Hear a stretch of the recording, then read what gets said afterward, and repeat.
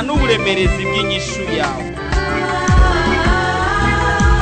Nimwaguma muri jewe please, amajambo yanje akaguma muri mwebwe egala, musabe icyo mugomba cyose kizobabera ko. Ukeneye umwana, ukeneye kubaka, ukeneye kwishurwa ejo nk'aya mango, mu kwezi gukurikira nk'aya mango, mu mwaka uza nk'aya mango, ibyawe bigiye kumenyekana kandi bose bazokumenya uriwe.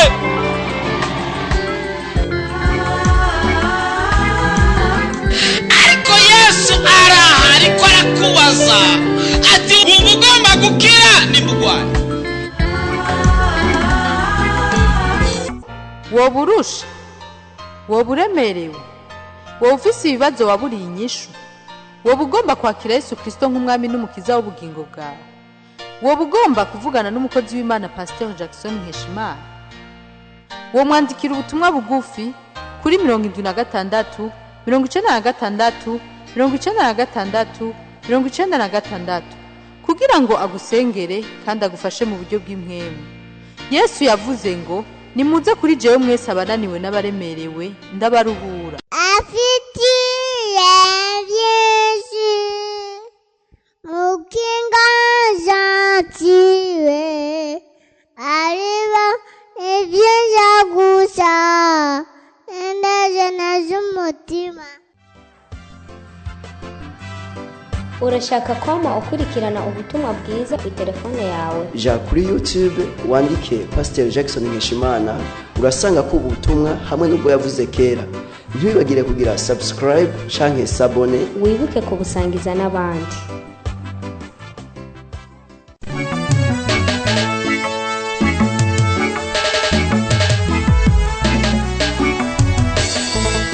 Uno munsi dufise ikigwa gikomeye cyane cyitwa ubushobozi bwo gushima.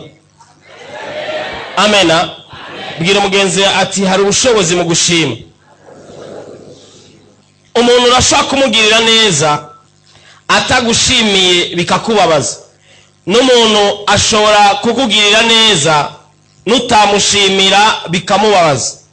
Kandi gushima mu majambo nta nubwo ari amajambo menshi.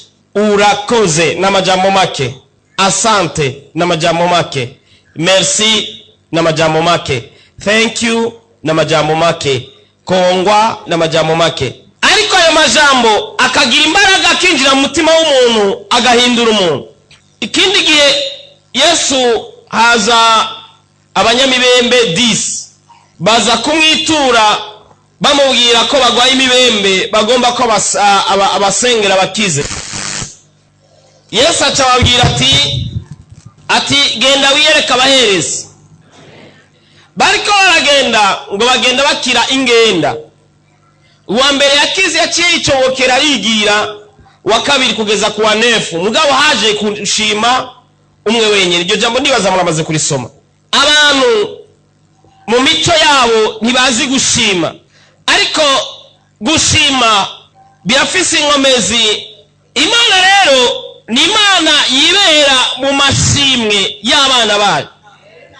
Kuba uriho burya uri uwarokotse muri benshi bapfuye. Somye raporo ya ONU, mamiteze ko mvuga ati dusomye muri Matayo, navuze nti tubanze ubumenyi kwanza. Haleluya. Tuza kwinjira mu ijambo. Somye raporo ya ONU yatanzwe n'uyu yitwa John Holmes, yari icegera cy'umusekreteri ajeje ivy'ikiremwa muntu muri ONU. Yavuze ko ku munsi hapfa abantu 25,000 bishwe n'inzara mu isi. Ku munsi nibwo nk'ubwera mu gatondo gushika ku mugoroba hazo hapfuye abantu bashika 25,000. Uvuga ngo 25,000 bivuge mu Kirundi 25,000 bishwe n'inzara. Alo, ninde ejo yariye? Aho ni ushimira Imana kubona warariye ejo.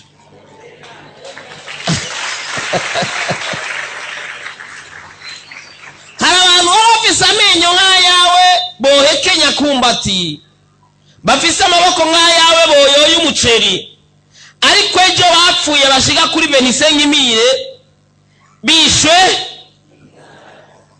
Ku mwaka rero hapfa abantu 9,125,000 bapfa ku mwaka. Nubwo ngo kuri uyu mwaka uheze hapfa izo 9,125,000 by'abantu bishwe n'inzara. Turavuga bishwe n'ibindi, abo bishwe n'inzara, kubura zanja we winenaguza. Ari abantu bazi kwinenaguza injya, sibyo? None nta kintu kibabaza nk'umuntu gusesa injya. Sinzi ko murabona umuntu asesa injya, kandi nawe ushobora kuba warigeze kuzisesa. Mu gihe abantu 9,000,000 ku mwaka bariko bapfa, ku munsi hari 25,000. Duharuye ku isaha, umunsi ugizwe n'amasaha 28, ku isaha abantu barenga 1,000. Nuvuga nk'ubu guhera saa 2 gushika saa 3 ntiyabuze 1,000 gikorotse cyabishwe n'inzara. Inzara igakubita kugezaho umuntu agwa hasi bam. Nawe waja muri restaurant ukagira 80 ukavayo wagaye. Ariko kuba ukiriyo kandi abo bose bapfa, suko batari bazi kurondera ubuzima, bari babizi mugabo byarase. Igisata cyaho ni cha Oxfam naco muri raporo yacu cyiswe le virus de la faim se propage, ivuga ko guhera itariki 9 z'ukwa gatandatu uyu mwaka nyene, buri munota hapfa abantu 11 bishwe n'inzara. Abantu 11 bapfa ku isaha bishwe n'inzara. Umwaka wa 2021 baraharuye basanga abantu 1,020,000 nibo babayeho mu mapfa. Nibyire ko ngaho tutari mu mapfa. Bon, urashaka kubibura rimwe, kubibuze saa 6 mu ijoro kabijya, ukidodombera Imana ati we Mungu we naye sawa ngoya sha sitarudia kukuimbia tena, sinzosubira wanyimya akazi wewe. Hari abantu 1,000,000 izo, vuga ngo 1,000,000 izo bari mu mapfa mu isi nzima. 1,300,000 by'abantu bapfa ku munsi bishwe na accident zo mu ibarabara. Accident ni sanganya. Benshi bicwa n'ibintu bitatu. Menga abarenga 70% bicwa n'ibintu bitatu. Nabagendera ku mamoto, hari umuntu amaze kugendera kuri moto muri mwebwe kandi agashika, mugabo abandi barapfuye. N'amakinga n'abagendera ku maguru, imiduga igahusha inzira ikabahitana. Ninde amaze kugenda n'amaguru nawe umunsi umwe kagenda nk'ahantu n'amaguru?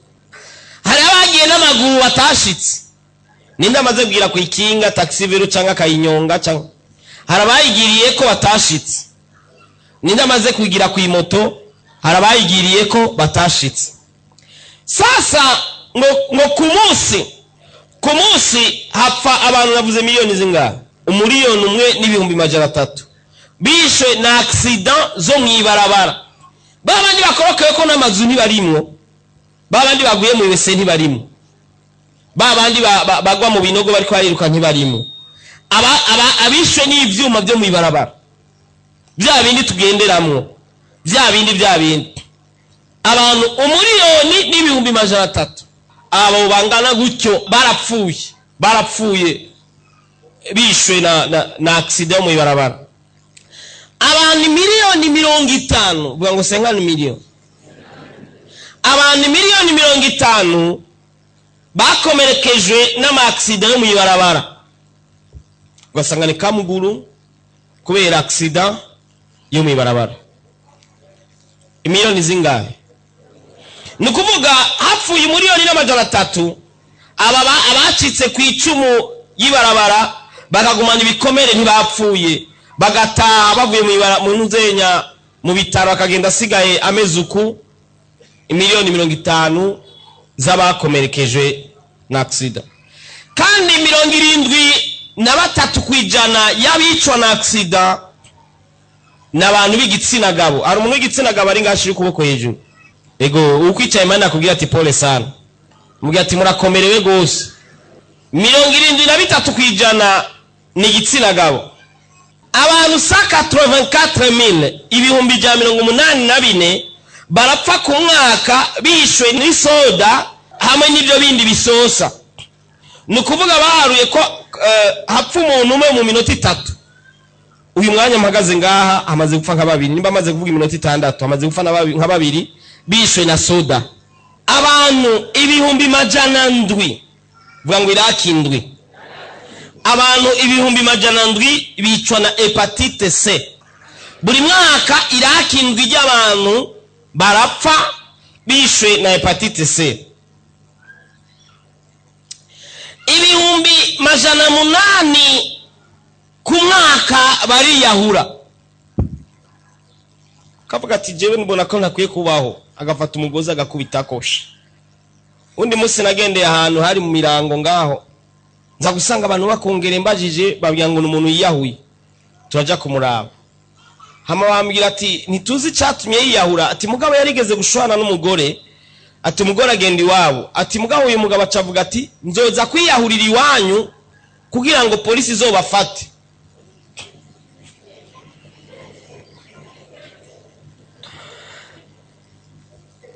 Yaciye yiyahura rero.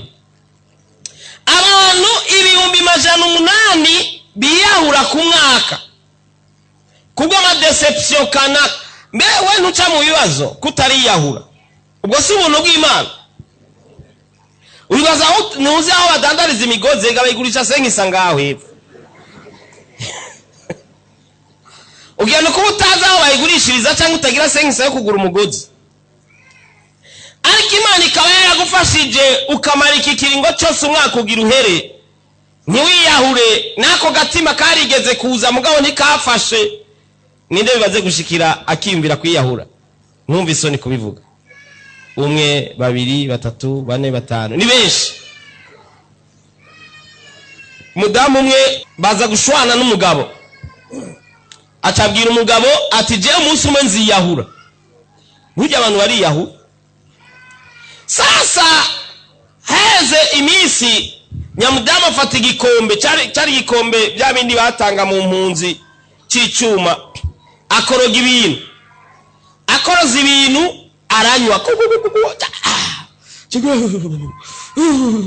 Abantu baraza baraterura, umugabo araza ararira ati madamu kubera ko urinze wiyahura kandi yani twari kubisubiramo. Bagenda batuma kwa mata, abandi bagenda kuzana taxi kugira ngo bamuterure bamushiremo. Kuma abantu baguma barabati yo kandi yariko arikorogera ngaha iki kirorina yagikorogeye ngaha muri aka kakombe, bamotereje basanga ni kivunde.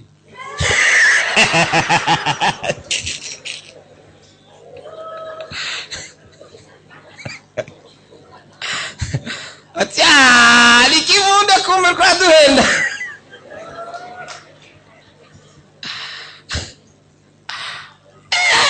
Buja kugira ngo urinde wiyahura.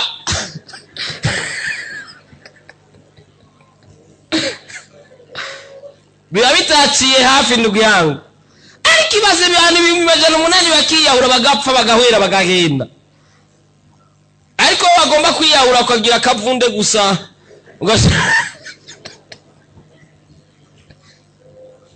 Ibyo ni ibintu nabonye n'amaso. Mugihe abandi bariko bariyahura wowe ukaguma uriho, ni ubuntu bw'Imana ndugu yangu.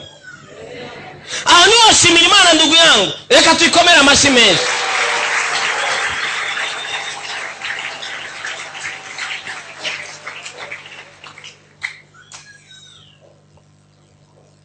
Muri Amerika honyine ibyo ucuvuga ati ntibindaba ntacyo. Muri Amerika honyine abantu 105 bariyahura ku munsi. Ibyabaye muri 2010 baraharuye abantu biyahuye bose, baca basanga ku munsi hiyahura abantu 105. 105, umwe muntu uzenya undi muntu uze 105 bakegeranya, ejo bakaba barindira abandi 105 baza kwiyahura, hirya ejo bakarindira abandi 105 baza kwiyahura. Ariko twe tukibandaniriza ukirira neza, wabibura no munsi ejo ukabironka, waja kuri taxi vero ugashika muhira, waja ku imoto gataha ugashika muhira, waja n'amaguru gataha ugashika muhira. Ariko twe dukwiye gushima. Turiko twiga ngo inkomezi zo gushima. gushima harimo inkomezi zikomeye cyane. Abantu imiliyoni 7 bishwe muri 2012 bishwe n'ikirere cyononokajwe n'ibyuka by'amahinguriro. Murabona amahinguriro, sinzi ko muraca ahantu hari amahinguriro, murabona ibyotsi biduga bijya hejuru, sawa? Bijya byotsi biragera mu hejuru bigateza ingwara. Sasa baje kuraba abantu bapfuye n'ingwara zatejwe n'ibyo by'ingene ikirere cyononekaye, basanga muri 2012 hapfuye abantu miliyoni 7. Ninde muri 2012 yari ahari? Ivyo byuka naho byari bihari ariko ntibapfuye. Kandi buri mwaka amahinguriro ariyongera ku isi, tukabihema, abamwe bagapfa abandi tugasigara. Uyu mwaka ntiyabuze abapfuye nk'uko ubona ko hapfa miliyoni 7, ntiyabuze izindi miliyoni 7 zapfuye. Hakaba harimo n'umubanyi yapfuye utaramenya icyamwishe, bakakubwira ngo n'amahanga, ngo ni esitoma, ngo ni biki, mugasanga byatewe n'icyo kirere cyabaye nabi. Ariko ugumaho n'uno munsi uracariho, akagripe karaza kagahera, ukumva tumaraya turaje turaheze, aho woshimira Imana kandi usuri ikomera amashi.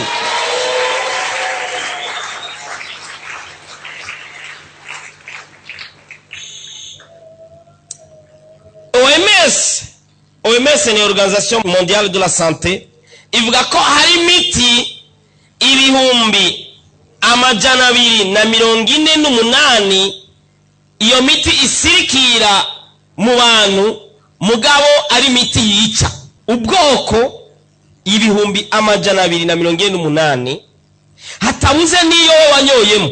Sasa hari imiti OMS yatohoje isanga imiti 248 yica, mugabo iri kwirasirikira mu isi. Muri Afrika ho dibaza ni danger, ariko muracariho, hari abayinyoye bapfuye. Abantu imiliyoni 2 bicwa n'igitoro, essence na diesel, amazutu na essence, kujya kuna imiduga ngo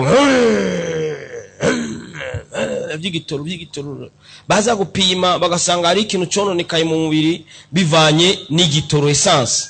Iyo miduga tuyirirwamwo, turayinyonga, tukajya ku ma station.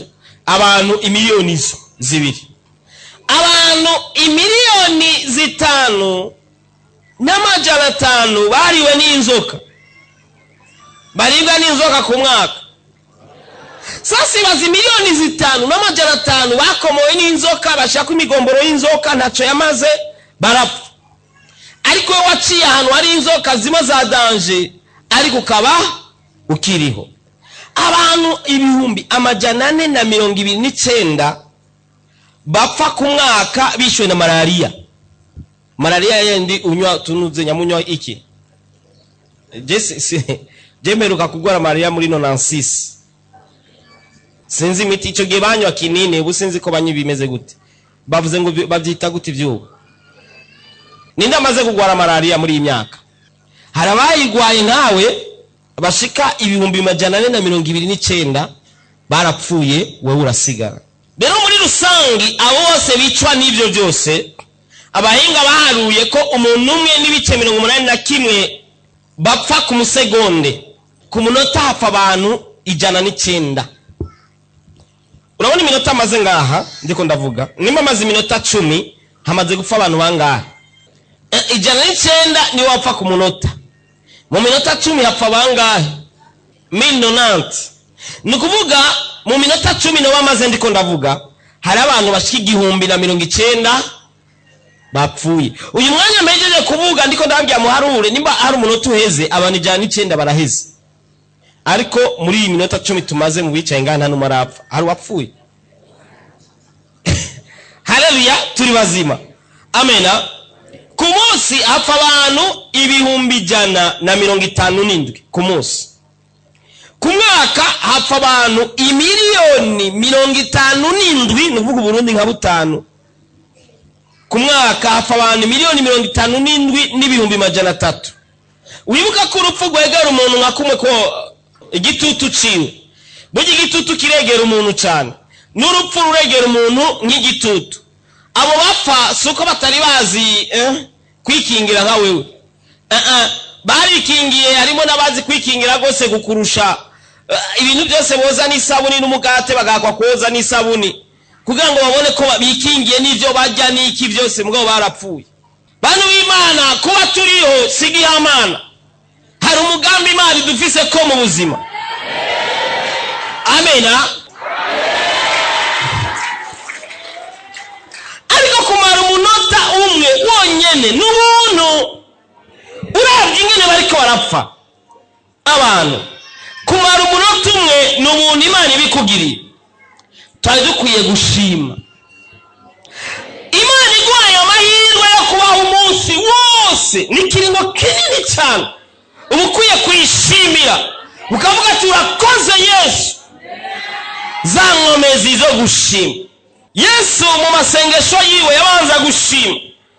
Ageze ku kaburi kwa Lazaro yatangiye aravuga ngo data ndagushimiye ko usanze unyumva.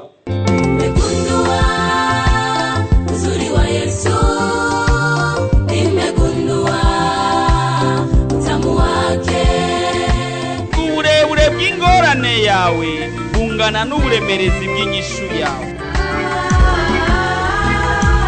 Nimwaguma muri jewe please, amajambo yanje akaguma muri mwebwe egala, musabe icyo mugomba cyose kizobabera ko. Ukeneye umwana, ukeneye kubaka, ukeneye kwishugwa ejo nk'aya mango, mu kwezi gukurikira nk'aya mango, mu mwaka uza nk'aya mango. Ibyawe bigiye kumenyekana kandi bose bazokumenya uriwe.